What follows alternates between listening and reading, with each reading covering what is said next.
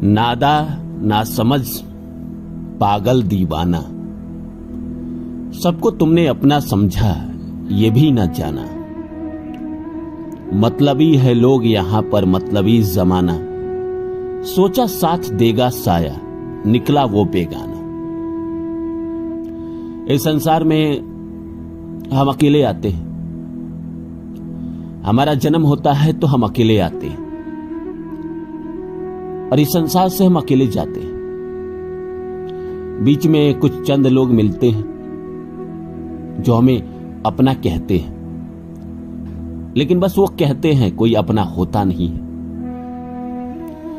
आप जिसके साथ रिलेशनशिप में हो, आप जिसके साथ प्यार में हो, क्या आप 100% इस बात को गारंटी के साथ कह सकते हो कि वो आपका अपना ही है?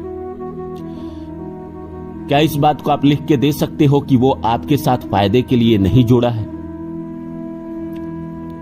क्या एक पति पत्नी एक दूसरे के साथ जब जीते हैं तो दो जिस्म एक जान बन के जीते हैं क्या? या वो भी एक दूसरे से फायदे के लिए जुड़े रहते हैं? इस संसार में आपका अपना कोई नहीं है, आपका आत्मा ही आपका अपना है। इसलिए संसार में जिसने भी इस बात को समझा वो बाहर की तरफ कभी नहीं भागे, वो अंदर की तरफ भागे, खुद को ढूंढे। अब गहराई से देखेंगे तो भगवान कृष्ण गीता में सही कहते हैं, ना कोई भाई, न बेटा, न भतीजा, न गुरु, एक ही शक्ल उभरती है हर आईने में। आत्मा मरती नहीं, जिस्म बदल लेती है। धड़कन इस सीने की जा छुपती है उस सीने में। जिस्म लेते हैं जन्म, जिस्म फना होते हैं, और जो एक रोज फना होगा वो पैदा भी होगा। एक कड़ी टूटती है, दूसरी बन जाती है। खत्म सिलसिला है जिंदगी, फिर क्या होगा? ये आपका जीवन जो है ये कभी खत्म तो होता नहीं है। इस जिंदगी में आप एक जीवन को खत्म करते हैं, दूसरा जन्म ले लेते हैं। लोग आते हैं आपकी जिंदगी में, आप उनसे जुड़ते हैं, एक नया कर्म बनता है, एक नया कर्म खत्म होता है, फिर आप आगे बढ़ जाते हैं। अपनी जिंदगी को ही उठा के देखिए ना, आपकी जिंदगी में कितने लोग आए जो आपके दोस्त बने, आपसे उनको प्यार हुआ। आज वो कहां है आपको याद भी नहीं है, शायद पता भी नहीं होगा। जिंदगी का ये पेंडिंग कर्मा खत्म करते करते इंसान खुद इतना अकेला हो जाता है, इंसान समझ ही नहीं पाता कि वो करे तो क्या करे। जिंदगी ऐसे ऐसे रंग दिखाती है इंसान को। देखिए, जिंदगी कई बार आपको समझाती है कि इस संसार में आपका अपना कोई नहीं है। आप जब किसी के साथ रिलेशन में जुड़ते हैं, किसी से आपको प्यार होता है, किसी से आप शादी करते हो, उसके बाद जिंदगी आपको बताती है कि ये इंसान तुमसे प्रेम नहीं करता, ये इंसान तुम्हारे साथ मतलब के लिए जुड़ा हुआ है, चाहे पति पत्नी ही क्यों ना हो।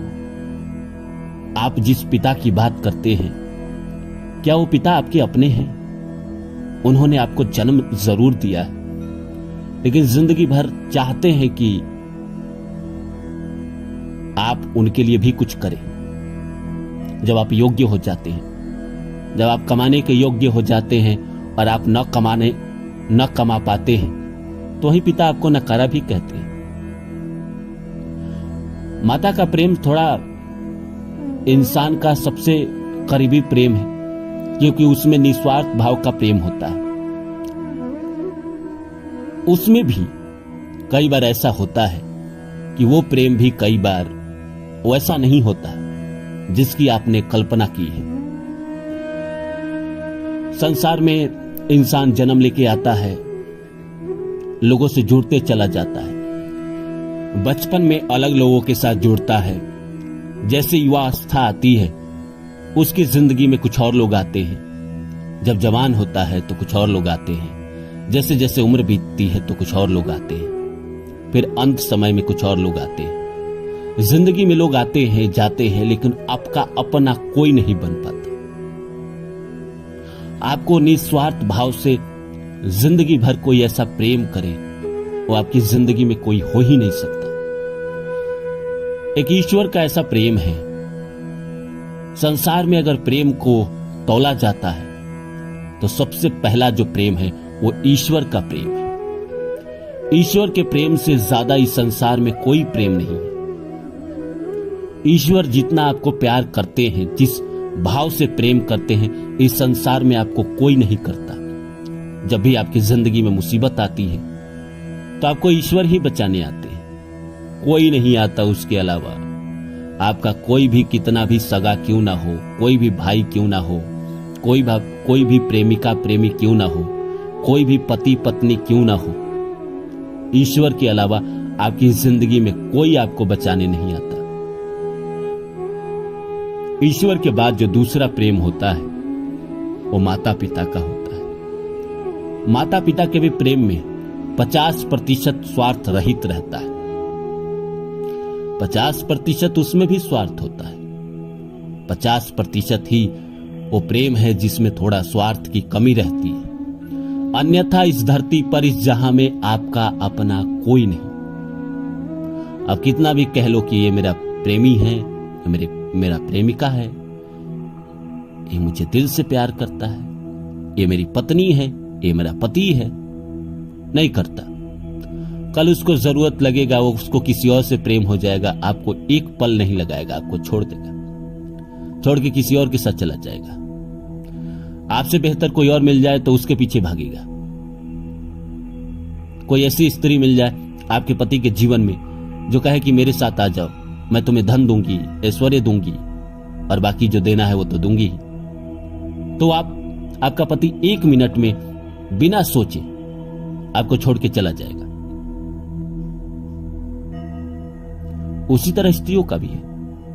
अगर आपसे कोई बहुत ज्यादा मजबूत इंसान, उसने जीवन में कुछ ऑफर दिए, 4 दिन 1 दिन की सोच के बाद वो छोड़ के जा सकती है। आपका अपना इस संसार में आपकी आत्मा ही है। यह भी आपको पता है कि संसार में बाहरी जगत से आप कुछ भी प्राप्त नहीं कर सकते। मौत जो छुड़ा दे वो आपका अपना नहीं हो सकता। चाहे आपका माता हो, पिता हो, भाई हो, बहन हो, धन हो, शोहरत हो, प्रेमी हो, प्रेमिका हो, कोई आपको नहीं बचा सकता। मौत जिस दिन आएगी ये सब पीछे छूट जाएगा। सिर्फ आपका ध्यान, आपकी आत्मा, आपका ईश्वर का प्रेम, आपका उपकार, आपका पुण्य, यही आपके साथ जाएगा और यही संचित कर्मा बनेगा आने वाले जीवन का। इसीलिए ध्यानी या जो ईश्वर को जानते हैं, जो आत्मा को जानते हैं, वो संसार में बाहर की तरफ कभी नहीं भागते, वो अंदर की तरफ भागते हैं। और जिंदगी में वो अपने आप को सबसे ज्यादा महत्व देते हैं। किसी से ऐसा लगाव नहीं रखते जिसको छूटने के बाद इंसान को दर्द हो। इसीलिए भगवान कृष्ण भी कहते हैं कि आपसे बेहतर आपका कोई नहीं।